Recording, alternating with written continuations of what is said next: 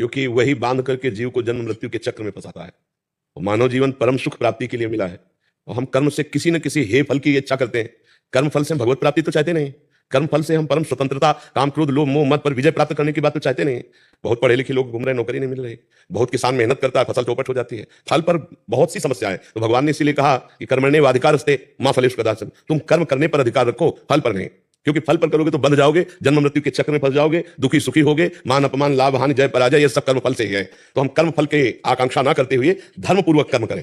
अब जब हम केवल सुख आशा रखते हैं तो हमारे पाप कर्म हो जाते हैं। जैसे हम कर्म फल में आशा रखते हैं कि हमें सुख मिले, अब जल्दी धर्म पूर्वक कमाने में तो सुख नहीं मिलता, तो हिंसा चोरी ये सब करने के लिए तैयार हो जाता, कर्म ही तो है ना। अब हमें अपने घर में सुख नहीं मिला तो हम व्यभिचार शुरू कर देते हैं, ये कर्म ही तो है ना। सुख की आकांक्षा, फल की आकांक्षा से ही तो पाप कर्म बढ़ गया। बहुत दोष है फल की आकांक्षा में। सुख और दुख में समान, लाभ और हानि में समान, हार और जीत में समान भाव रखते हुए अपने धर्म पूर्वक कर्तव्य का पालन करें। जहां केवल सुख की आकांक्षा हो जाती है वहां पाप ही